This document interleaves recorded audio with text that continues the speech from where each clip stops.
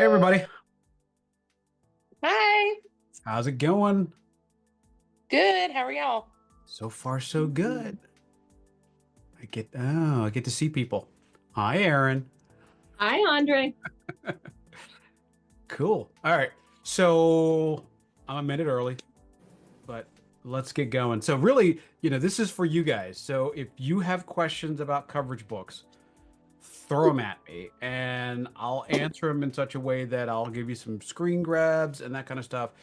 If you want to use the uh, chat below, hey Brandy, if you can use the chat, you can open your mic and ask them whatever way you want. But we'll kind of concentrate on, hey Katie, I want to concentrate on coverage books for as long as we need. You know, to me, coverage books is a 2-second conversation, but let's dig into it. Anything you guys can think of you want to ask me about coverage books?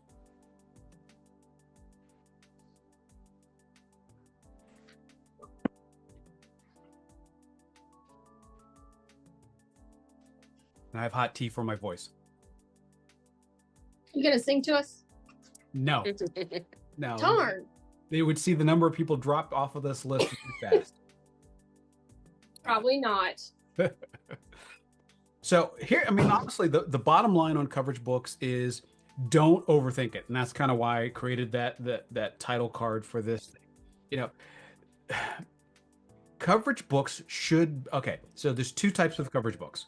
There's in-network coverage books and out-of-network coverage books. Clear. When you're out of network, based on, and actually here, let me just see if I can use my slides here. So when I'm out of network, I have four different ways that I look at practices. Either you don't care, you kind of care, you might care, or you really do kind of care. You really do care. So in my estimation, there is no such thing as a fee-for-service dentist in the way that most people say that. Most people say, I'm a fee-for-service dentist. Yeah, so is Aspen. I mean, everybody has a fee for the service they charge. All right. What you're trying to say is you don't participate with insurance. Okay. That only goes as far as if you're not going to submit a claim on an ADA form for a patient, then you can call yourself a fee for service practice in the vein that you're trying to use of I don't participate with insurance. The minute you submit an ADA form or you give a patient an ADA form to submit, you are now bound to the rules and regulations of that claims process, no matter what. So if you want to be in one of these four categories, you've got to decide, is the patient going to pay the office? You're not going to do any estimate. You're going to give them a receipt, not an ADA form. You're going to give them a receipt, all right? And they can submit for resubmission, all right, for reimbursement. Other than that, you're not doing what you think you're doing. You're doing something else, all right? So let's be really clear about this, all right? If you kind of care, then the patient pays you, all right? You estimate a little bit. I'm sorry, you don't estimate, all right? You create a claim for the patient to submit, all right? If you might care, then the patient pays the office and you accept a general, and copay is really not the right term, co-insurance, all right? Then you submit the claim or assignment to the office, all right? And then the patient is either paying the balance at the time of service or paying the balance at some point. All right. Then the last part is if you do care, we care, patient pays the office, you closely estimate the copay or co-insurance. All right. You submit a claim form, assignment goes to the office. All right. And then the patient is balance paid or they've paid in advance. All right. So those are the four kinds of offices. Of those four kind of offices, you also have, when you're out of network, the ability to estimate based on a known, I'm putting that in quote, a known amount. So let's just say I come to your office and I have XYZ insurance. You're not a provider for XYZ insurance, but you've had other patients. So you know that their maximum considered fee for a crown is $800. You got to bear with me. I'm not good at math, but I'm going to do the math this way. All right. It's $800. And my particular plan, I work for the crew process, and my particular plan pays 50% of the maximum considered fee, which is $800. Your crown is $1,000. So my insurance is going to pay 50% of 800. That's $400. Your $1,000 crown, I owe you $600. Very simple to create a coverage book, because all you're going to do is put in under 2740, the D2740 code, that the maximum considered fee is $800. Under my particular plan, it pays 50% of that. Math is done. It's that simple. You don't need anything else to do that math for that purpose, but just to have the maximum considered fee for XYZ insurance. Next person that comes in, they have XY insurance and they work for a competitor to mine. They work for Bob's consulting company. And Bob's consulting company pays 60% of the $800 amount. There's no reason to create a new coverage book. All you have to do is put in under Bob's consulting company that they pay 60%. It's the same $800 maximum allowable fee. All right. So don't get caught up in creating a coverage book for every single employer until you find that the allowances are different. And in most cases, XY Insurance has one allowance. Now, XY goes out and they say, oh, we're going to start covering government employees. Now they have a new maximum allowable fee. Thank you. So now you have the XYZ insurance for everybody and then the XYZ insurance for government employees. So now we have 2 coverage books, but we don't need 1,000 coverage books, guys. Got it? That. So it can be that simple, all right, for making coverage books for out of network. When it comes to in network, it's even easier because we only need coverage books for the exceptions to the rules. So I'm going to skip out of this and I'm going to open up Eaglesoft here. If you look at my list and coverage book list, the entirety of my coverage book list could be covered in a coverage book that looks like this: Delta Dental filling downgrades. Within that filling downgrades, I have 4 codes. They're the posterior resin codes. All right. And under those 4 resin codes, the math is ignored. Nothing is done here with math. The only thing I need is the 4 amalgam allowances. This is the maximum allowable. Remember, in out of network, it's maximum considered. Under an in-network plan, it's the maximum allowable because you have a contract.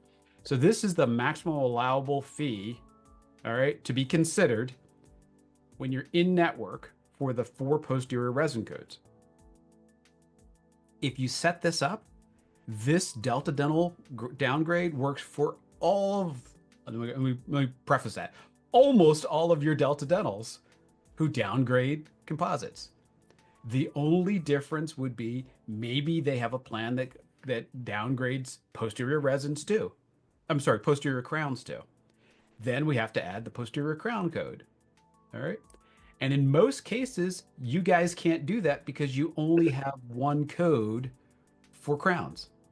So even if you said they downgrade posterior crowns, you're not going to be able to make the math work unless you have a code for anteriors and a code for posterior crowns. Got it? So you notice I have crown anterior. So I actually have 2 crown codes in my system. That way, when I'm posting a posterior crown, I can estimate the insurance based on the plan breakdown, and I have an anterior crown based on that. And that way I can estimate to the penny in network, out of network, it doesn't matter. And I can follow the rules of the plan because if I find out that they have a posterior downgrade for crowns, I have to have a code that matches that. Otherwise, I can't do it. So if those concepts make sense to you, ask some questions. Send some questions my way and we'll talk about it. And I'll take a sip of tea.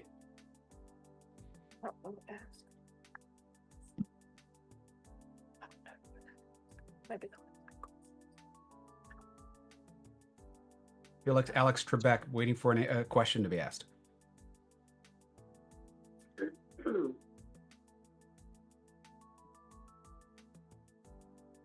Everybody No get questions?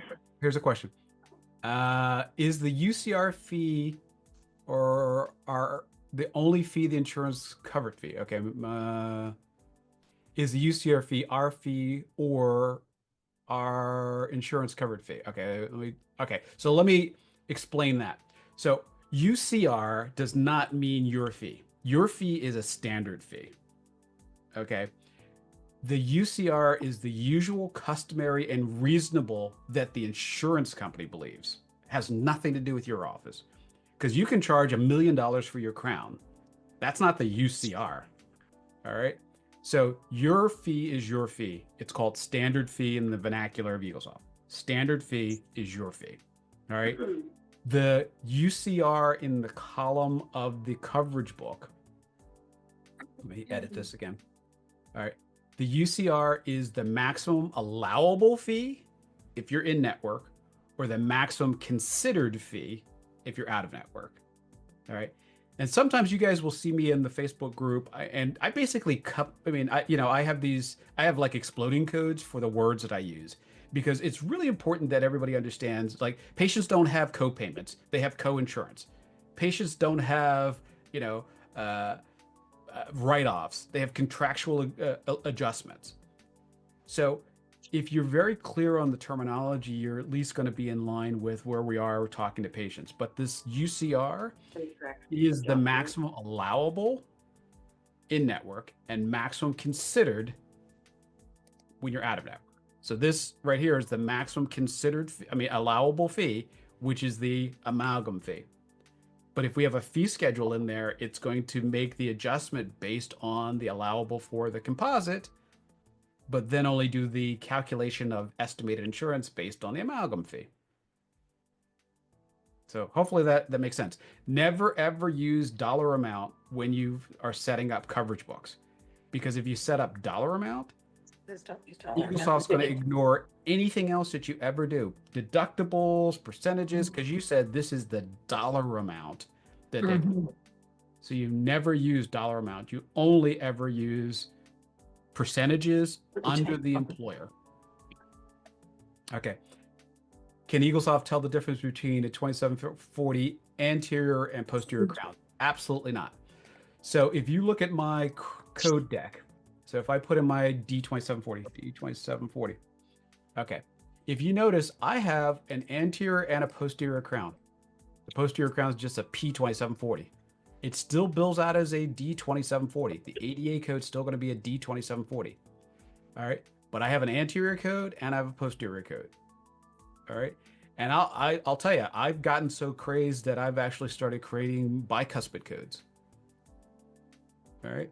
Because I'm finding that insurance companies are splitting into threes. They do anterior, they do posterior, they do bicuspids. So I've done that with a lot of my composite codes. Let's see if I can show you. Yeah, so I have cuspids, posteriors, anteriors when it comes to composites. All right, I don't use these often, but I just want a way to be able to show it. But with crowns, I definitely do. Yep. The other nice thing is, I some of my cosmetic dentists charge differently for a posterior crown than they charge for an anterior crown. And if they're out of network, sure, they can make that happen. Maybe they use a different lab for it. But for tracking purposes, I can certainly look at my numbers and say, how many posterior crowns did I do versus anterior crowns? And many anterior crowns are done for cosmetic reasons. So why not have multiple codes for this? Cool. All right. And then once we get to the walkout and we start walking out of code, and we mock up a walkout. So imagine I'm doing a P2740 on number 18, and I'm doing a P2740 on P2740 on number 9. There you go. And then based on coverage, might be a difference in fee, might be a difference in coverage. And that's the way you can set it up to make it work. All right. So I love having multiple codes for the same thing for a number of different things. I think you saw it in my 2740s. I can tell if a patient has an crown, an Emax crown, a posterior crown, an anterior crown. All of them are 2740s. So does the percentage breakdown override the coverage book? No. So here, okay. The coverage book, if you have a percentage in the coverage book, it's going to override what's in the employer field. All right. So one trick is, and I don't do this, but imagine like perio maintenance. Perio maintenance is not always covered at the same percentage as scaling route planning. So in a coverage book, you could have perio maintenance and you could have 97% as the percentage in the coverage book. That would override the fact that it says perio in employer covered at 80%. I don't do that because I have a separate percentage category for perio maintenance under my employer. So I never do it in the coverage book. It's just too many steps and too many places for the system to fall apart. So my percentages always come from my employer and never from the coverage book. That's why you'll see in my coverage book, they all say ignore. All right. And if I go back to my employer, if you look at this employer, if you'll notice down at the bottom of the employer under percentages, you'll see perio maintenance, and I have a special spot for perio maintenance. And the beauty of that is when I'm on the phone with an insurance company or online, I can just go down this list and be able to say, okay, under gingival inflammation for 4346, what do they cover? Under perio maintenance, what do they cover? Under perio surgery, what do they cover? So I have the percentages right here, and they're tied to the code. So the code does the estimation if there's a coverage book or not. All right. And that's why I try to tell people coverage books should be exceptions to the rules and not be the thing that you use to do all of your work. Because if you do it for all of your work, you're going to be working very hard.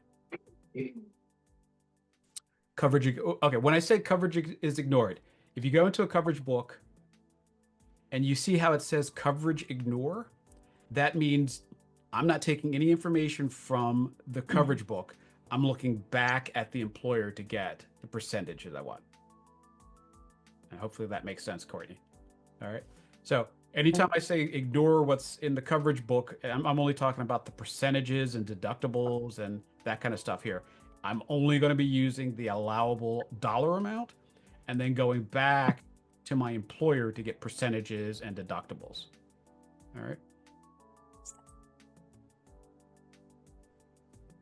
All right. I'll tell you how to add the code. So, all right. So to add the code, just under list, service codes, do a new code. All right. And imagine now there's a new titanium crown. All right. I'm going to make something up here. So this is going to my T. Bunch of new codes, you said. Yep. This is to add a new code. All right. And then my ADA code is still going to be billing out as a 2740. All right. And then I'm going to put here T crown. I know that's a T crown. And I'm going to put crown titanium. And this is going to be a prosto fixed. See my categories, prostodontic fixed. And you can see I even have in my service categories, I've got prosto fixed anteriors, prosto fixed cuspids, prosto fixed posteriors. All right. But you don't have to have all this. You can just have prosto fixed. All right. Put your amount in here. How much do you guys want to charge? I want to charge $9,000 for my titanium, or $900,000. That's not good. $9,000 for my titanium crowns because they're very special. They're going to be connected to a tooth. And then I'm just going to automatically set up my fee schedules. While I'm here, I know exactly how much they're going to cover under my MetLife fee schedule. They cover $800. So I can do that all while I'm here. And I'm done. And now I have a new code. All right. Wait, let me go back up. I missed your last question. How do I add the service types to the employer tab? Okay, mine doesn't have all this. Okay. So I'm going to give you a couple ways of doing that. And I'm going to give you the easiest way. If you go to my website, thecrewprocess.com, Go to the Eaglesoft blog. And you type in here service types.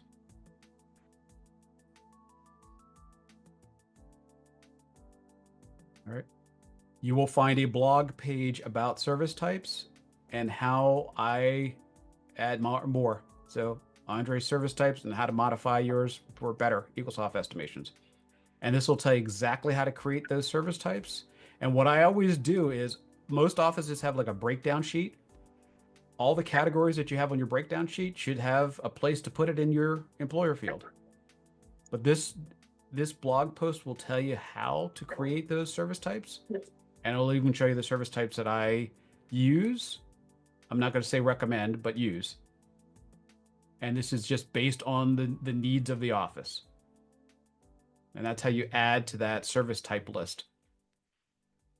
All right. So all the stuff that we talk about in the Facebook group is always going to be in the on my blog page. General setup and service types. And you can add as many as you like, but only add it if you really need it. Don't add stuff that you're never going to do. All right. And you don't need like I have. Don't do as I do. All right. Let's see. What was the other one? So I would put not ignore when someone has that allowed amount, but it's covered at 90% instead of it. Now I wouldn't. So I'm always going to use ignore when it comes to coverage books. I'm always going to use it. That is just my default. Use ignore when it comes to coverage books because you're going to have the percentages on the employer. And that way I can use this coverage book across the board. Universally, I can use a coverage book. Like if I have a MetLife coverage book, I can use it for everybody who has MetLife because it's the same allowable fee as long as I have ignore in that calculation column, because it's always going to look back to the employer to find the percentage that they cover. So please just use ignore. Don't worry about the percentages in the coverage book. It's the easiest way to do it.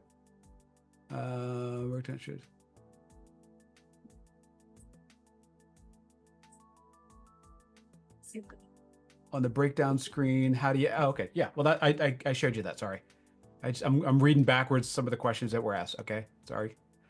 Is there a way in the employer drop down where the percentages go to create other service types like SRP? No, but you can do that under, you saw it, under the list service types and add to the service type list.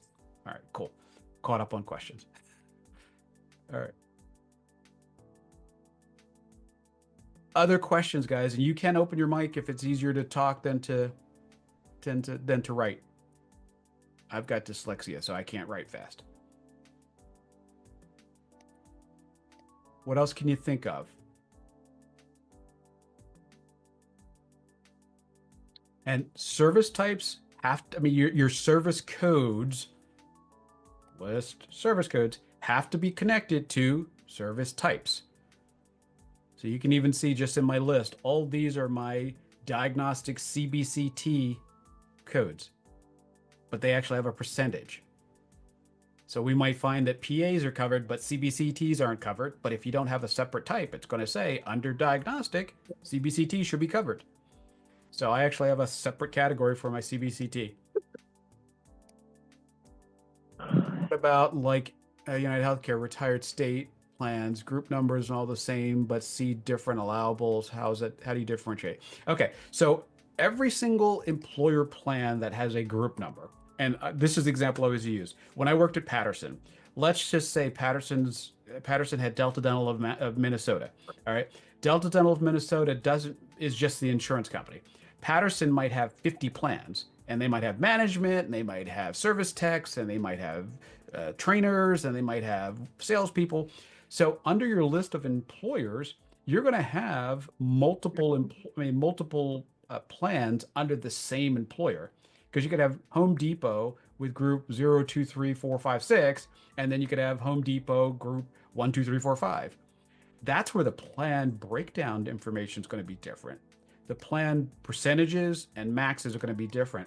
State of New Jersey is one of the best examples. State of New Jersey has the same group number All the state of New Jersey employees have the same exact group number, but they have different maxes and deductibles. So you can see state of New Jersey 035, zero deductible, $3,500 max. This one's $25 deductible, $1,000 max. This is a $50 deductible and $1,500 max. But they have the same exact group numbers. But of course, the breakdown of coverage is going to be different for each of those. So you just have to make sure that each of those plans has a group number, has some differentiation in the name of the group, and then when you get down into it, How do you know which ones are which? say again. Somebody said something. Was somebody asking a question? No, there's too many other people. Okay. So here, I'm gonna go back to this is my diagrams I can show everybody. So every one of my employers, all right, is always listed in this way. I'll make this as big as possible. All right. So I always have, when I put in an employer, the name of the employer, and then all of these abbreviations tell me information about the employer. So patient identification number versus social security number. No assignment of benefit versus assignment of benefit. They downgrade composites or not, and then the date that it was last updated. And then I have all of these abbreviations after the name. Again, this is all going to be in that blog post about employer names. So if you have United Healthcare, that's fine. United Healthcare state employees, it's going to be retired state employees. And then it will tell me the breakdown of those plans. It might show different information about the plan, like there's a 6-month wait. But it'll be right in the name of the employer, so I can quickly tell which plan is which. All right. And if you go back to my employer list, you look at my employer list, you can see here is Conseco Construction. They downgrade composites. They need a primary member ID, and the last time I updated it was April of 23. So somebody didn't do their job. All right. So I call the insurance company, I get on the phone, I go, okay, what do you cover for nitrous? Oh, you cover 50% for nitrous. Okay. And I go through this entire thing, and then I update this date to 4 of 25, because that's our current date. And I'm going to put some notes in here. And in my notes, I'm going to put my exclusions. Pro fees, 2 per year. All right. And all of that information is going to be in the employer notes. That's where that information is supposed to go. But the percentages are here, the fee schedule's here, and then a coverage book would be listed here. So here's my coverage book for downgrades. I can attach it, and now this plan will downgrade composites. It's that simple. I'm looking for...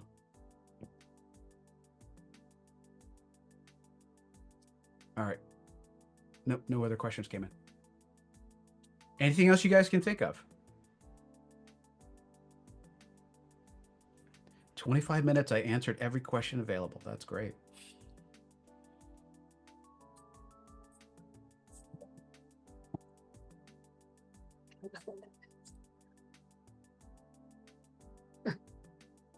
You're welcome, Katie. When am I coming back to North Carolina? I was in North Carolina last week. I'm in Charlotte every week because it's my hub to get back home. So I don't know. My schedule books out as far as you guys book it. I was surprised. I actually have 2 weeks in May that there's still actually days available. I didn't even realize it. So lots of time whenever you want. And here's what I would tell you. Don't worry about so much work to do. I would clean these up as you go. If you get a nice generic coverage book. So say if you go in and you just create yourself a Delta Dental downgrade coverage book. And then as you start to edit employers going forward, you just connect it to that coverage book. So don't try to do everything at once. Just fix them as you go, because you'll make yourself crazy trying to fix them all. So just fix them as you go. And then ultimately you can start deleting some of those coverage books that don't mean anything anymore. And that's my favorite thing in the world to do, is delete coverage books out of systems. Because if you can't trust them, get rid of them. Just delete it. If you don't think that the coverage book is right, delete it. And there's no harm, no foul, because it's just going to go back to estimating based on the percentage you guys have in there. So don't worry about trying to kill yourself, trying to edit a coverage book, delete it and start it again. And if it's an in-network plan, you can just go back to the default generic Delta, United Concordia, MetLife, whatever the plan is. Just make yourself one of these up, and then you can connect all your employers to these, and then you don't have to overthink it. All right. And the beauty of this kind of coverage book, it's like having AstroTurf instead of grass. You don't have to maintain it. It's just there. If your fees change, all you have to do is update 4 fees. You don't have to update 1,000 fees. All right. Make your life easier. All right. What is the disadvantage of not having this in place versus reading the EOBs? I don't know. What I would tell you is if you are, if you're doing your write-offs at the time of EOB, there's a couple things that's happening. All right. So we're now at the 7th of April. If you are if you're doing a write-off when the EOB comes back, you are now doing adjustments in April for production that was made in March. All right. And that's crazy for a business to have that kind of rollover. So your business should be functioning today. It's not like you buy something from Target today and then you go back next month and they give you a rebate. That's not the way businesses work. What happens in April should be adjusted in April. And especially if you have associate doctors, because they should be getting paid on adjusted production and be able to walk out at the end of the day and say, I did a fee for a Delta patient. So instead of getting $100, I get $80. You do everything that you've done in that Makes month. life easy. In that month. All right. So I don't do any EOB adjustments. We got you checked in. All right. These lights, If you put each insurance fee schedule in Eaglesoft, is coverage book truly needed? Yes, it is, because the fee schedule is the maximum allowable charge. The coverage book does the adjustment when it comes to services like posterior resins. If they don't downgrade, then no, you don't need a coverage book. But you do need coverage books for exceptions to the rules, for when there's a downgrade. All right. I even use coverage books for when a pan and 4 bite wings are taken. You can make that adjustment immediately to show that they're going to remap it into a full series.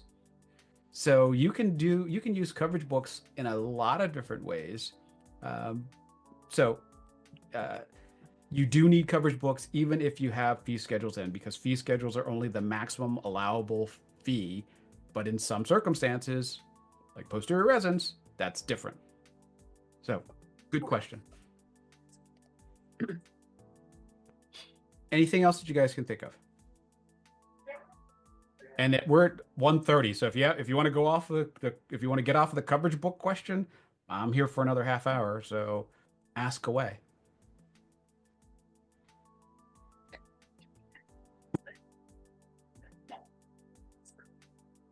We are an out-of-network office, and our treatment plans are so much more accurate with coverage books. There you go. Yeah.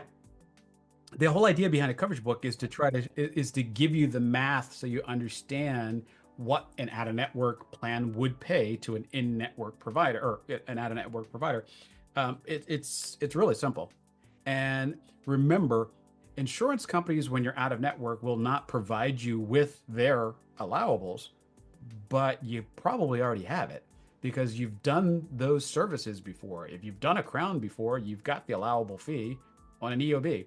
So you could take a stack of EOBs, paper EOBs, and you can go through and you can build a coverage book for out-of-network plans in an hour.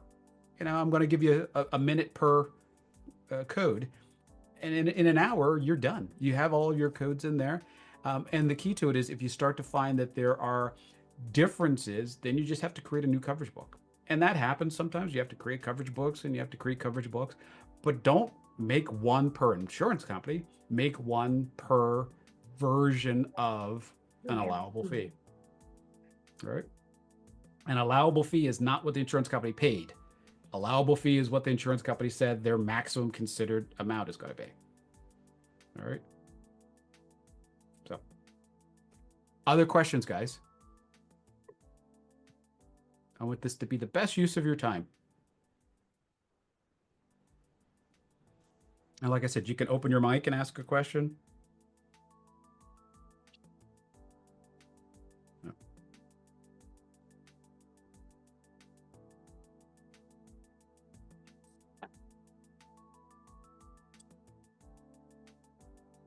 And I don't bite, so you can ask, and I really won't yell at you or anything like that. Yeah. Never bitten me with all the questions I've asked. Nope. Nah. I'm saving myself to bite you the next time I see you.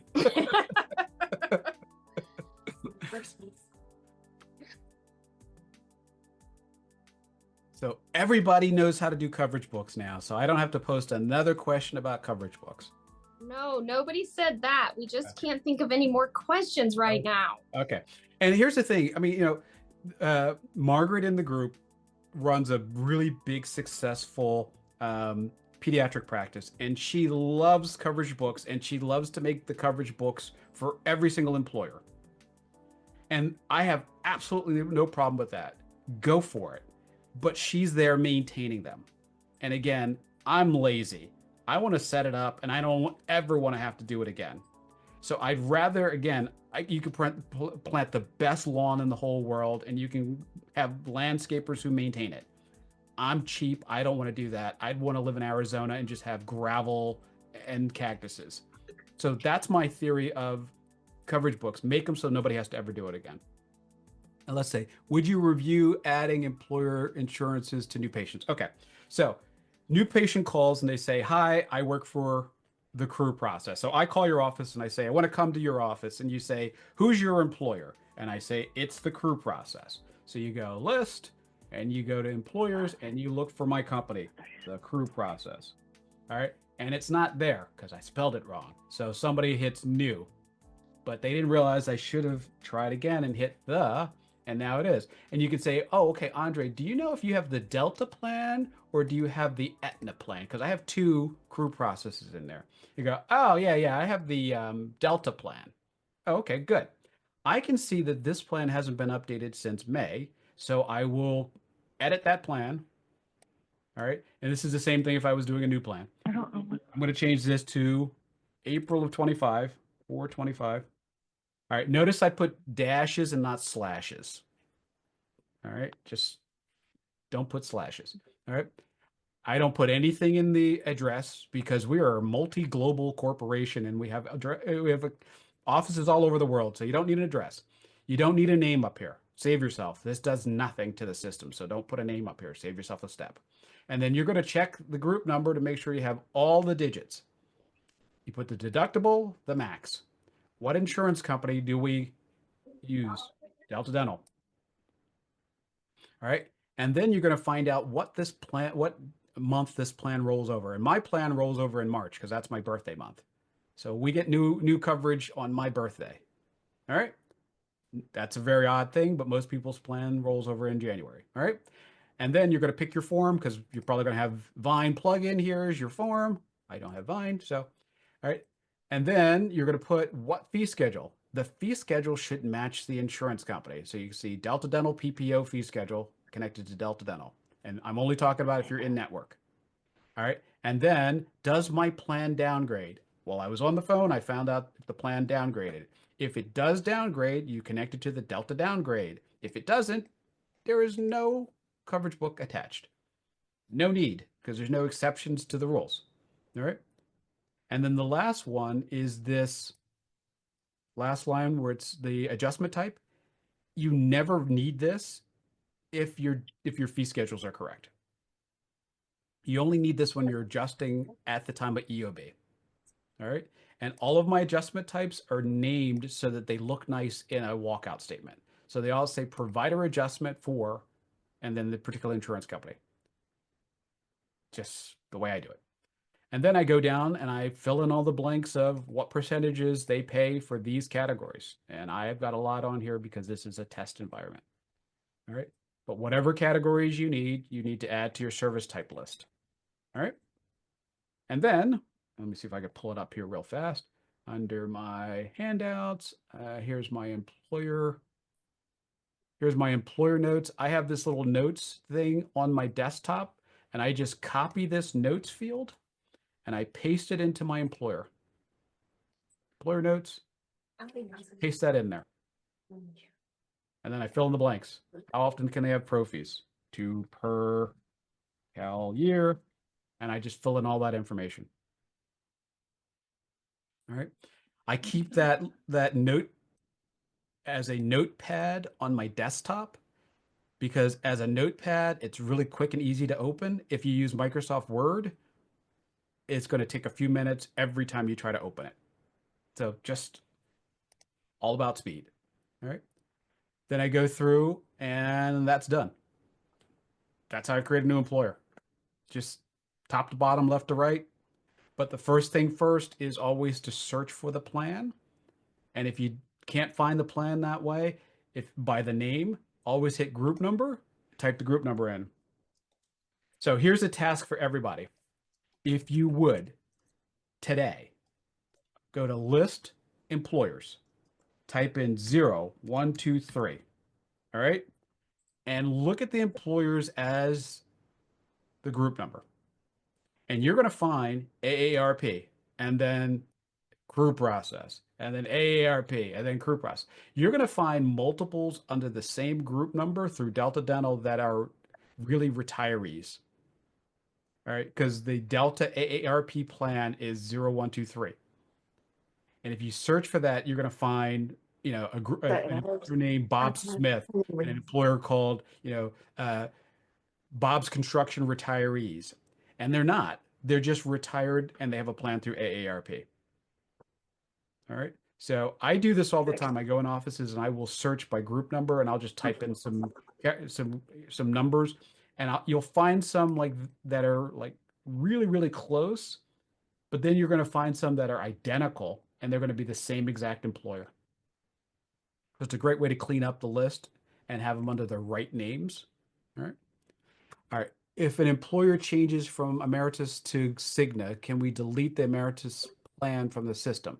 Okay, so if the crew process, if my company switches from MetLife to Delta, all you have to do is change the insurance company. You don't need to create a new version of it. So if the employer plan changes insurance companies, you change the insurance company. If now I give my employees 2 options and one is for Delta and one is for MetLife, then you need 2 employers. But there's no need to delete the Emeritus plan for Cigna. You just change from Emeritus to Cigna, if that makes sense. All right. So you don't need to change it. And this is not one where you're going to get blocked from changing the insurance company because there's outstanding claims. So you can do that. Ideas for knowing when insurance company info has been updated. We confirm contact info with Delta Dental companies recently and added month, year. Unfortunately, the clearinghouse doesn't recognize the name of the insurance company. Okay, so for the insurance company, if there is a problem with the clearinghouse having a problem with reading, just because I wrote the word copy here, that should not be an issue because 90% of the offices I go in don't have the correct name of the insurance company in. So there should be no reason why me putting the word copy in here kicks back a claim. That being said, if you do that slash, like in the question you had month/year, the slash could cause a problem with the clearinghouse. So if you did it as like I had mine 4-25, that might solve that issue. The other thing I'm going to tell you is, yeah, there you go. Yeah, change this exactly. Change the slash to a dash. The other thing I would tell you is with insurance companies, you don't need to update the month and year of the insurance company because the insurance company will stay consistent. I mean, Delta Dental Pennsylvania has been, PO Box 2059 since I worked in a dental office 30 years ago.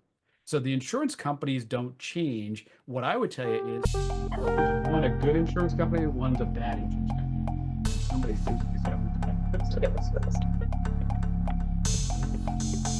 Somebody check your music coming through. It's mine. I have no idea how it got there, and I have no idea how to turn it off. Never heard that. I don't have that down, so. You can see right here, I have Delta Dental, Pennsylvania. I have it a bunch of different ways, but I know that's the copy. That's the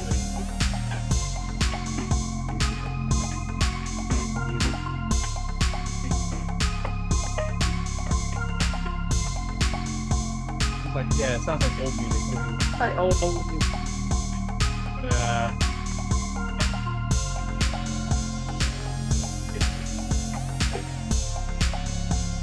mute all and then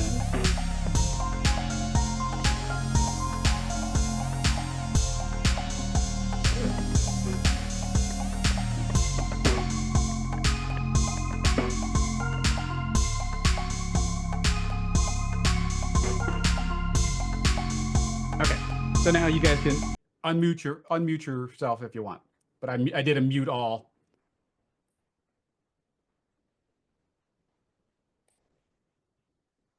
Okay. So yeah, I've never seen a situation where the name of the insurance company stopped a claim from going through, but yeah, try the slashes. I mean the dash instead of the slash. Um, I've been writing a blog post about this, and I just haven't posted it yet. But there should never be anything in a proper name other than the proper name. There shouldn't be commas, there shouldn't be periods, there shouldn't be anything. It drives me nuts. If you guys saw my contact list, so in my Excel, not in my Outlook contacts, um, doctors who are John J. Smith Jr., DDS, BS, FAGD, MAGD, whatever. In my contacts, all of the commas, all the periods are gone because it changes everything about the way that name is spelled. So proper names should only ever have letters and spaces. So a junior should just have a space between the last name and junior. All right, and get rid of all the periods. It's fundamentally changing everything, and you should never, ever, ever, ever, ever have asterisks or plus signs or anything else in a proper name. Period. All right. And when I see them in offices, I take them out, even though that might designate that person's your favorite person in the world, or they have an ortho account or whatever. I'm taking them out. So don't invite me to your office if you don't like it. So just it does it, and people who have error messages in Eaglesoft, sometimes the bottom line is because they have asterisks in patients' names that can crash a system. So FYI. Oh, question. Okay.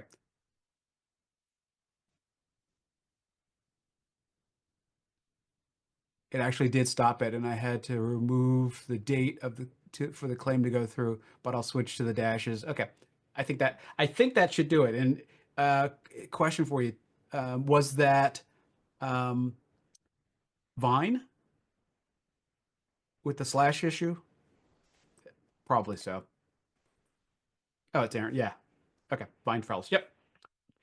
Vine trellis. Weeds. At some point, I'm going to get in trouble for saying that.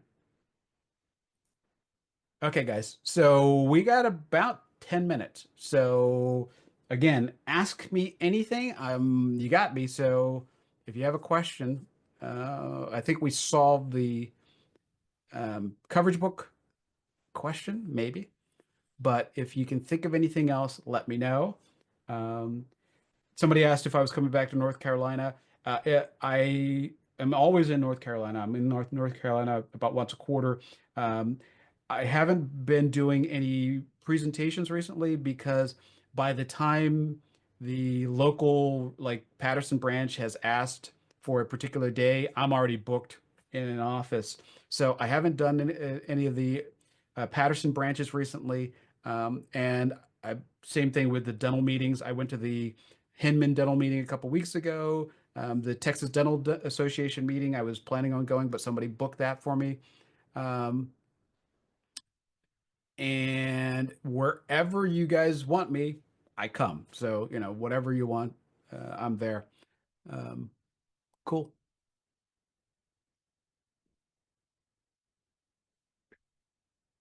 Anything else, guys?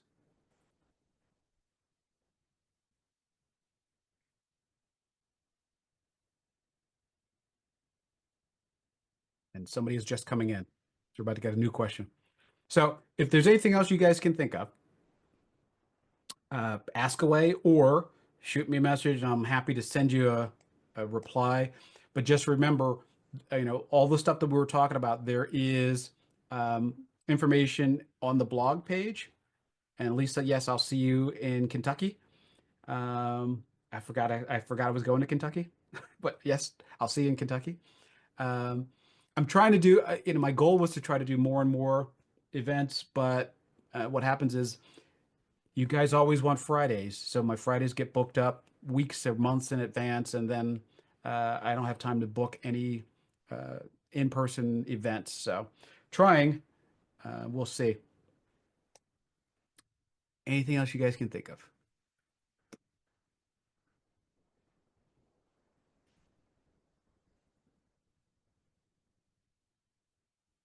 Any topic, here's another one. Since you guys are here, there's about 15 people still on the call.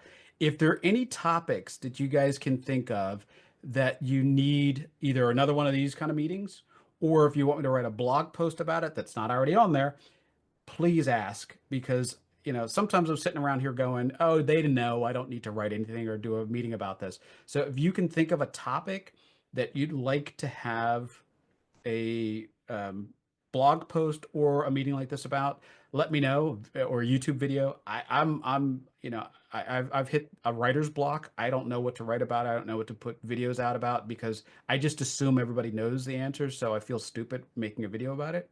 So if there's something that you guys want to know about, please let me know. Which, do you want to do it as a video? Do you want to do it as a Zoom call? Do you want to do it as a blog post?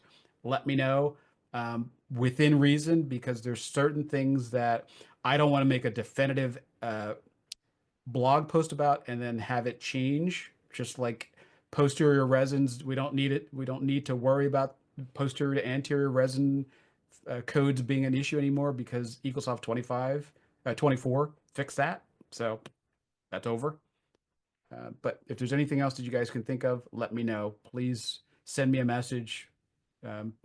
Obviously, we've only got a few minutes on this chat, but send me a message through Facebook or whatever means you want to send me a message.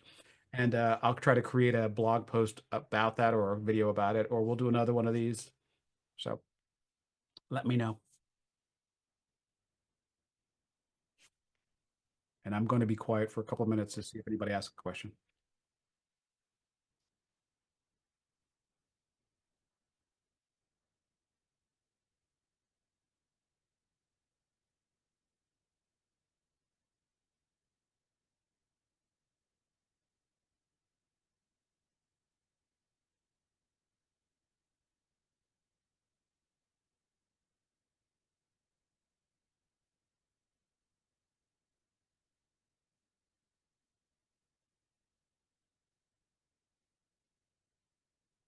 And I did mute everybody. So if you want to unmute yourself, you can.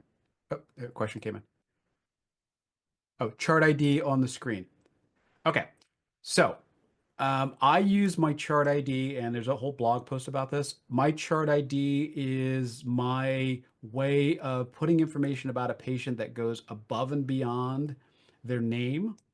So up here, chart ID, I always put something like beyond their nickname. Like, I know this guy's Chuck, but most people might not know his nickname is Chuck, but he's the guy who rides over here on his Harley. So he's the Harley guy. All right. It could say redhead. All right. Sometimes we have junior, senior, the third, the fourth, the fifth, sixth, and we don't know which one's the younger of all those. So we have to, I could put up here that that's grandpop. So you can see in here, there's granddad and there's dad. All right. If they had the same name, it would be really difficult to know which one's which. But I also put in here, if somebody's in collections, if somebody's deceased, then I will update the information here. So actually, I just thought about this. So I have in here, oops. All right. So George Foreman, all right, is all of his, whoops, he's FOR. All right. George Foreman, all of his sons are George Foreman. All right. But he's a boxer and his son's the college kid and this kid's the skater. But what I want to make sure is now this George is now deceased. Whoops.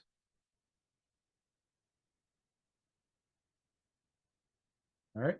So that's going to be a really obvious thing when I go to preferences and I inactivate him. All right.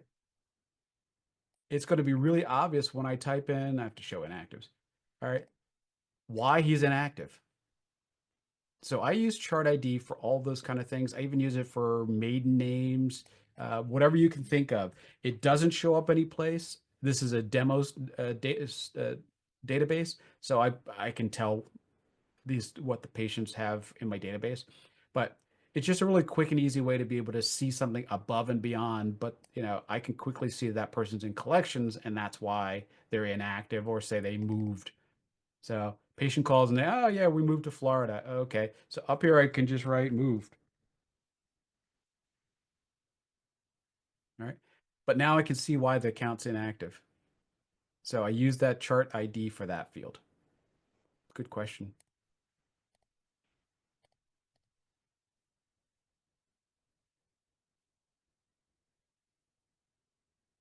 All right. 5 minutes, guys. Anything else?